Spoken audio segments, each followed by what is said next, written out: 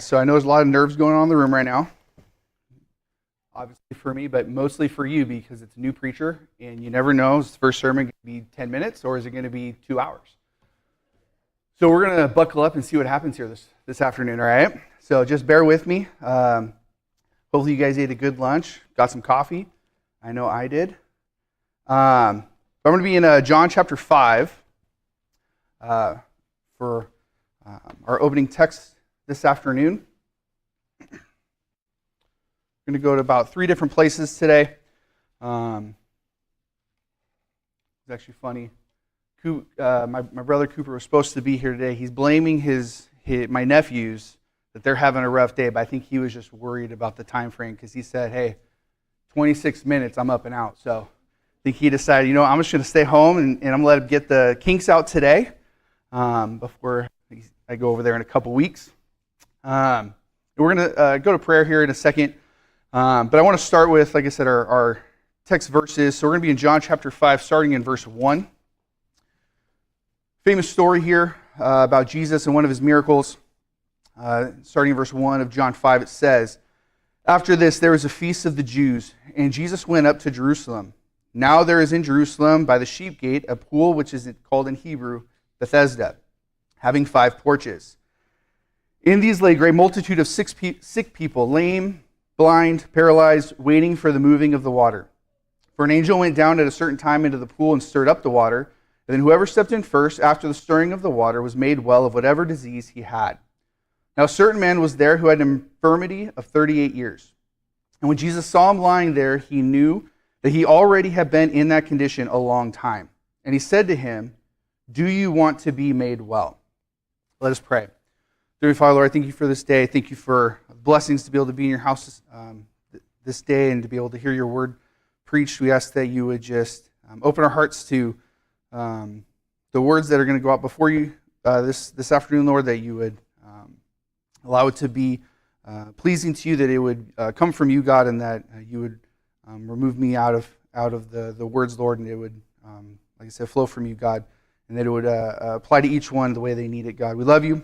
We thank you for everything you do for us. In Jesus' name, amen. So again, we have this famous story here of this man who's 38 years old, and he's been sick, laying by this pool. We don't really know how long he's been laying at the pool, but we know that he's essentially been sick for 38 years. So we know at least he's 38 years old, at minimum. Right? Could be older. We don't know, but we know for longer than I have been alive, this man has been sick. And not only has he been sick, he has spent the majority of his life likely laying by this pool waiting to be healed, right? Going through the same routine over and over and over again, wanting to be made well. I like the way the King James says this question of Jesus, where he doesn't necessarily say, do you want to be made well? He says, do you want to be made whole? Right? Do you want to be made the way you're supposed to be? Do you want to be whole, not lacking anything? And this is an important question, right? That's why I stopped to pray after this question, right? Do we want to be made whole? Do we want to be made well? Do we want to be healed? Because again, that's a heavy question. There's as my wife will tell you, I spend too much time on YouTube just listening to videos throughout the day. She gets mad at me saying, why can't it just be quiet in the house every once in a while? You don't get to listen to your nerdy videos, history videos, whatever. But especially over the past 5 or 6 months, there's definitely been a lot more biblical videos that have popped up, which, you know, you got to be a little careful with some of those things that are out there. But there was a man that went kind of viral with a response that he made to this exact story. And again, I don't believe he's a saved man. I think he wants to be. If I'm being completely honest, he's a comedian that does a podcast, and he'll take phone calls from people that listen. And he's pretty insightful dude. But he talks about this story in response to a call, right? And he's saying, do you want to be healed? And he emphasizes the word want. Because that is the key question here. Do we want it? And that's what's tough.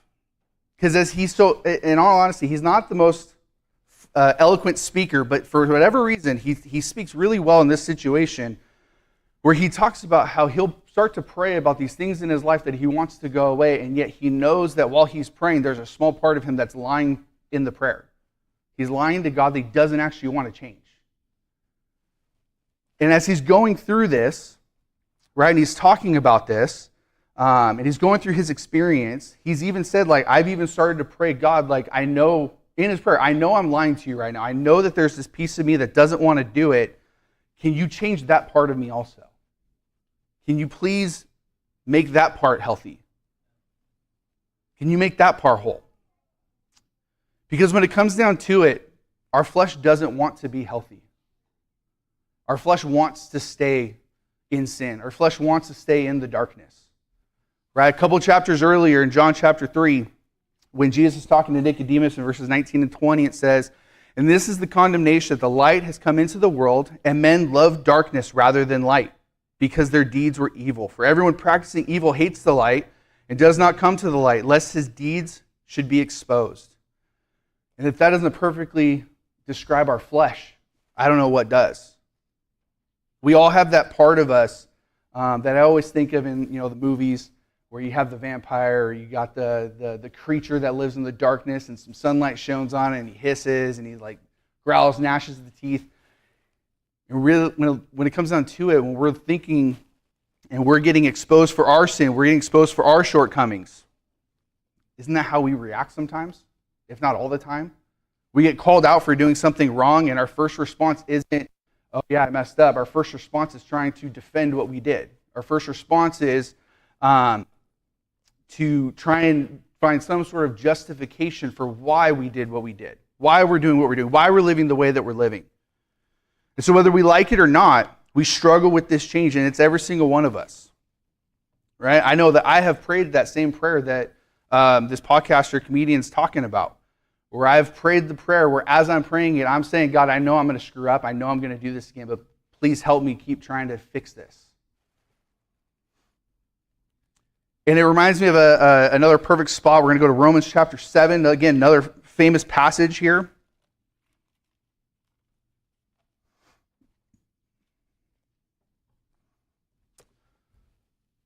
Starting in verse 15 of Romans chapter 7, it says, actually, we're going to go back to verse 14, because I think verse 14 is important to the context as well, where it says, this is Paul writing, for we know that the law is spiritual, but I am carnal, sold under sin.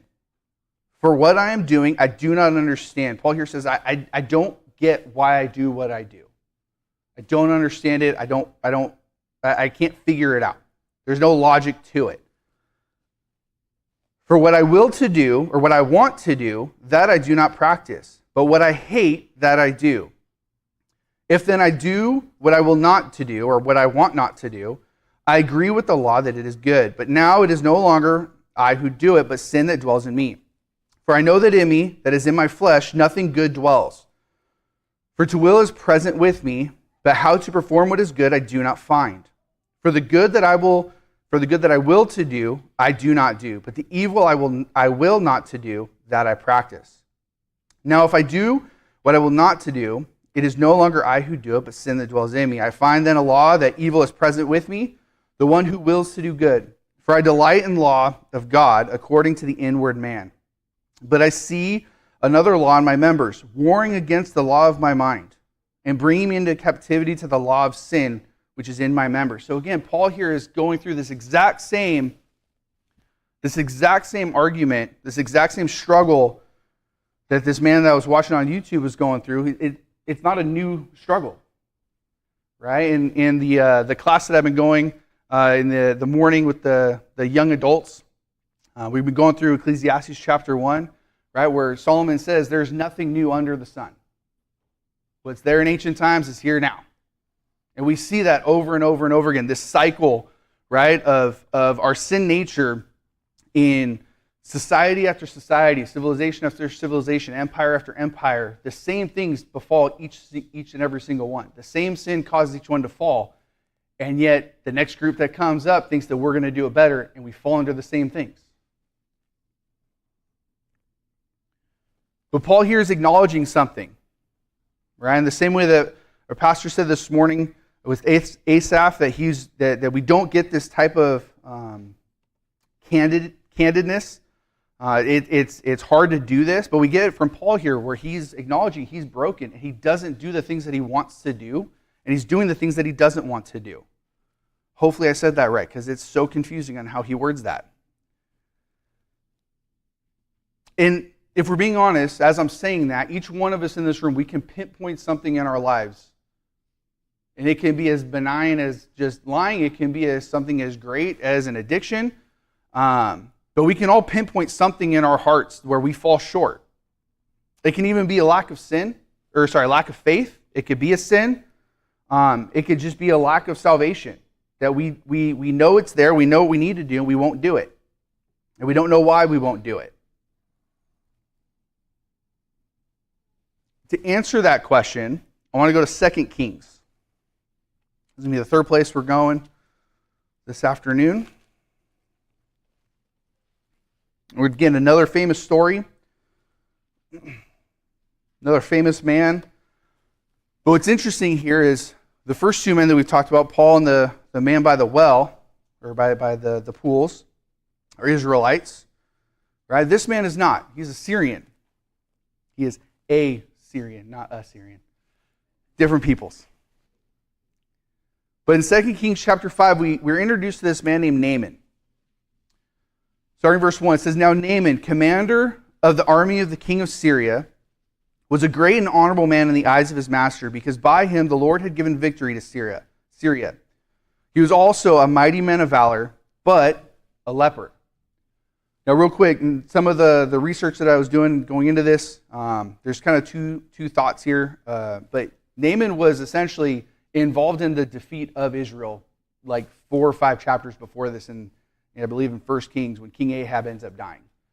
There's something, some people think that Naaman is almost like a David figure, where David killed Goliath and was rewarded for killing the champion of the Philistines, where Naaman may have been the one that actually shot the arrow that kills Ahab. There's that thought. Others is maybe he was just the leader of the army during the battle. But with it, the point being here is Naaman is a direct adversary of the people of God. And yet this is who God is going to work through right now. Because, again, it doesn't say that by Naaman's hand and by his greatness he secured this victory. It says the Lord had given him this victory. And that's an important thing here. But continuing on verse 2. Syrians had gone out in raids and had brought back captive a young girl from the land of Israel, and she waited on Naaman's wife.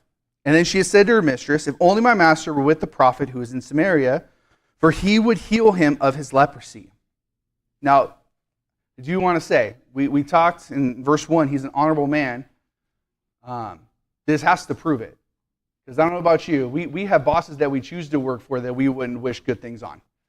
And yet this girl is a captive, she's a slave. She's been taken from her homeland, And Naaman and his wife must have treated her honorably, because one of her first instincts, right, is not just that she wishes that he's going to be healed, but she's telling him how to be healed. She's giving him the keys. Hey, this is how you can get rid of this, because if you just go to him, he'll heal you.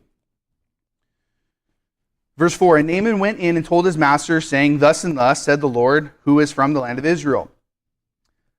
And the king of Syria said, go now, I will send a letter to the king of Israel. So he departed and took with him 10 talents of silver, 6,000 shekels of gold, 10 changes of clothing. And then he brought the letter to the king of Israel, which said, now be advised, when this letter comes to you, that I have sent Naaman my servant to you, that you may heal him of his leprosy. Now again, reminder, Naaman is a direct adversary. The Syrians are a direct adversary of Israel. And so I want you to just a little bit of comedy this morning. Just look at the king's response here. And it happened when the king of Israel read the letter that he tore his clothes and said, am I God to kill and make alive, that this man sends a man to me to heal him of his leprosy? Therefore, please consider and see how he seeks a quarrel with me. He's taken this as like the Syrians are just trying to pick a fight with me. They're trying to find some reason to fight with us. And we know that that's not the case. Naaman is truly seeking to be healed. And he believes that he can be healed. He believes he can be made whole.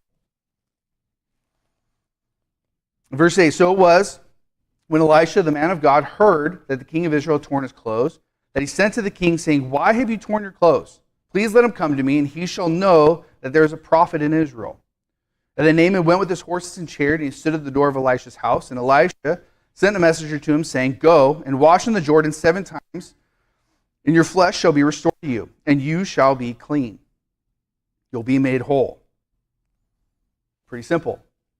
But look at Naaman's response here.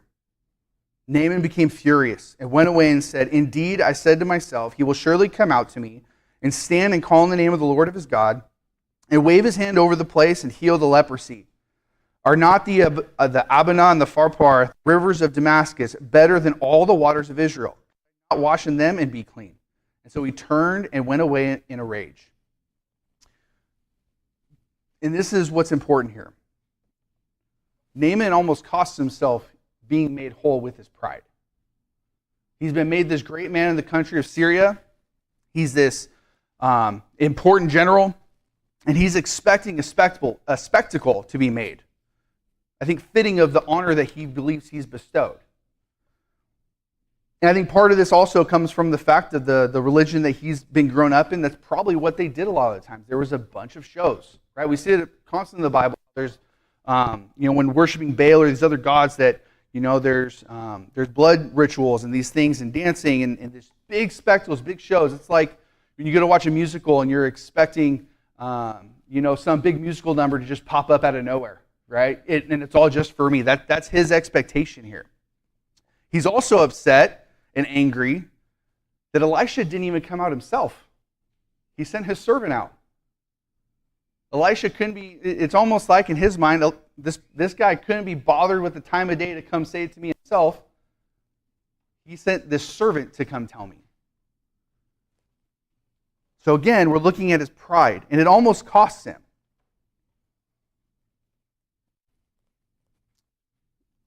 And we look at both of these situations, right? We look at Naaman, and we look at this man on the podcast, because again, I didn't finish the story on purpose.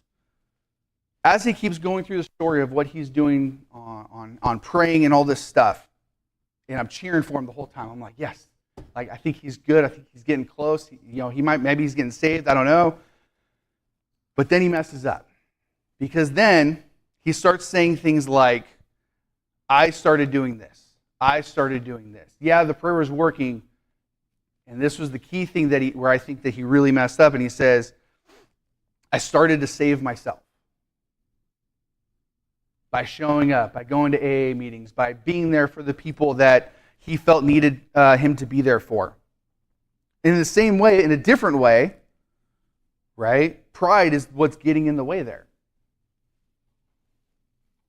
Pride of Naaman wanting something, and you almost get a spectrum here that gets built here that we can see, right? We have Naaman, who wants this massive spectacle that matches his glory. that matches his honor, his status, all those things. We have that on one end of the spectrum. And on the other end of the spectrum, we have, again, the more modern man. I can fix it myself. I can figure this out on my own. And so again, we have this spectrum. And there's a core issue for both men. It's pride, right? Pride in hurt pride for one. Pride in one's own work that maybe I can figure it out myself. But also there's a lack of trust. There's a lack of trust in the God to actually do what he says he's going to do. Because again, how simple is it to just go to a river that's dirty, it's not that magnificent, and just go take a bath 7 times? It's not that hard. That's why he even says, why can't I just go to the rivers back home? They're better. They're probably cleaner. They're probably more magnificent. They're probably got more decorations around them. Who knows? I didn't have to travel all this way to come take a bath. And again, the other man, if I just show up and I just do these things, I'll be fine.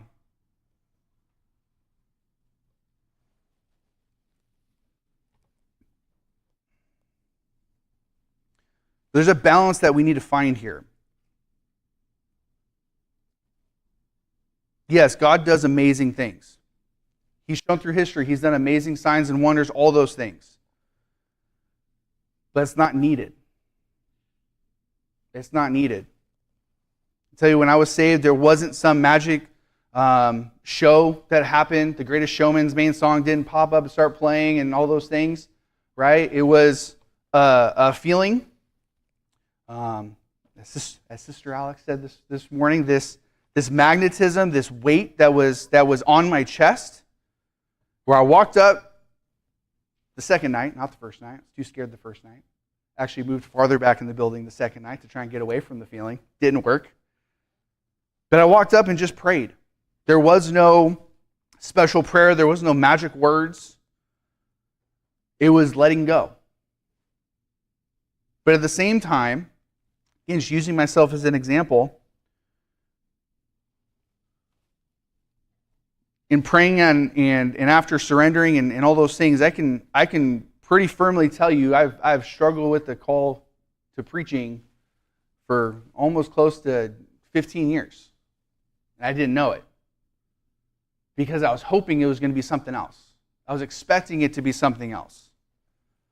Part of it, as I was surrendering, and I said this when I came up and talked about it, is I was hoping for some magic sign, some big opening that God would say where he would just shoot me with a lightning bolt and say, yes, go preach. This is what you need to do. And he didn't do that. I had to let go of my pride, humble myself, and just trust. And how often do we do that on our own in our personal lives, though? When we're dealing with a sin, when we're dealing with a lack of faith, we're dealing with the struggle of salvation. How often are we just letting go? Because if you continue, we're not going to read it, but you continue the story of Naaman. He tries to pay Elisha after he goes. So, actually, we're going to read a couple of verses. Verse 13, 2 Kings 5, hopefully you're still there. It says, and his servants came, again, he's angry, and spoke to him and said, my father, if the prophet had told you to do something great, would you not have done it? Which again, just shows his pride. If he had told you to climb the highest mountain, go grab this special flower, bring it back, he's going to make a potion, you'd have done it in a heartbeat. He didn't ask you to do that. How much more then when he says to you, wash and be clean? So he went down and dipped 7 times in the Jordan, and according to the saying of the man of God, and his flesh was restored like the flesh of a little child, and he was clean. And again, I think this is also an amazing thing in both stories, right? John 5, we'll get back to there in a second. But when they're healed, they're not healed partially, they're healed fully. Again, his skin is not just, a weathered, warrior, but his skin is of a little child, right? When God does things, he doesn't do it halfway. He does it full stop. And when Naaman tries to pay Elisha all this money and all the things that he brought, Elisha said, no, I don't want it. And Naaman's request then, and there's a lot of, historical reasons and context of why he does it. But Naaman then asks, because he won't take any of the stuff, He says, can I please take dirt from the land of Israel, from the land that is owned by Yahweh? Can I take the dirt back to my home so I can create an altar so I can only serve him? And so this physical healing led to a spiritual healing in Naaman, where he found the true God because he decided to let go. We go to John 5. If you turn back there with me, so we can finish the context of that story. Again, verse 6, when Jesus saw him lying there, he knew he had already been in that condition a long time, and he said, do you want to be made well? And the sick man answered. I think it's important, the answer and the way he answers is important here. Sir, I have no man to put me into the pool when the water is stirred up, but while I am coming down, another steps down before me. He's saying, yeah, I want to be healed, but I have no one to help me. I'm by myself. There's no one here to help me get in the water. I'm going to get beat every single time. And what does Jesus do? He steps in to be the man to help him. And he says, rise, take up your bed and walk. And what's he do? He doesn't say he limped off. It says he immediately rose up, picked up his bed and walked. And Jesus is going to get in trouble here because it's on the Sabbath. And, there's some Jewish rules there. But I also want to skip down to verse 14. Because there's some time that goes past.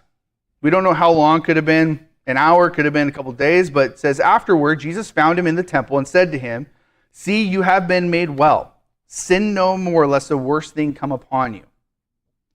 So again, he's made well physically, but that's not the point of the interaction. The point of the interaction is to be made well spiritually. And Jesus is using that physical healing to teach this. And so while we have these two men, in Naaman and the podcaster, who go on both of these ends of the spectrum, you don't have to turn back with me, but in Romans 7, the last two verses of that context, verse 24 says, O wretched man that I am, again, this is Paul speaking, who will deliver me from this body of death? Who is going to save me? And he doesn't say, I'm going to figure it out. He says, I thank God through Jesus Christ our Lord. Because Paul recognizes that he can't do anything to save himself. His members, his flesh is stuck serving sin. He's a slave to sin. He's a slave to doing the desires of his flesh, to do everything against God. Even though his mind and heart wants to do the right thing, he can't do it.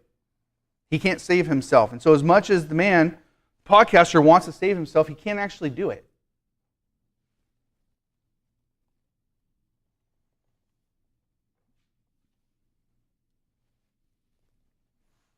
The problem with us thinking that we can do it is us. We're sinful.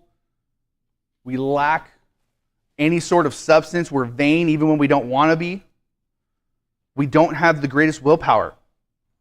And we know that because every time we get a New Year's time's rolled around, we're all making resolutions and we all break them within a couple weeks. We are weak creatures. We cannot do it on our own. But we also can't wait for some grand sign.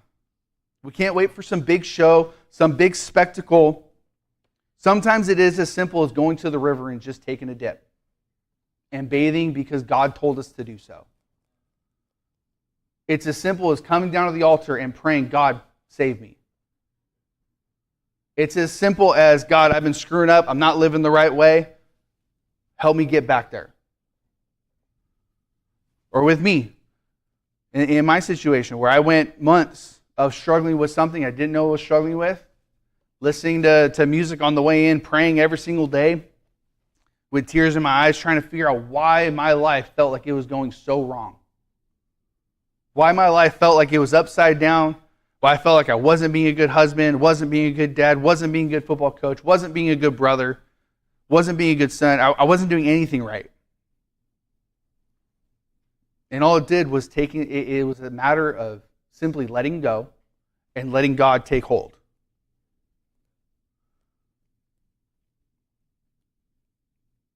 So as the song leader starts to head up for a song, I want to leave you with a couple of thoughts. And this goes, I don't care if you're saved, if you're unsaved, it doesn't really matter. Don't let your pride stop you from fixing what is wrong with your life. Don't let the idea of feeling that you're wrong, a feeling you're in the wrong, a feeling that you got to maybe, swallow your pride and say sorry or whatever it is. Don't let that pride keep you from fixing what is wrong in your life. But at the same time, don't let the fear of being made whole keep you from the blessings and peace that God's giving you. Because there's a reason that question, do you want to be made whole, is so heavy. You're not going to be the same. You're going to be different. You can't live the same way that you lived your entire life before that. You may not be able to keep the same job. You may not be able to keep the same friends. You may not be able to keep the same hobbies if they are going to keep you from the full blessings of God. But guess what? Having that peace, giving in and letting go, is so much better. So let's have a verse of song.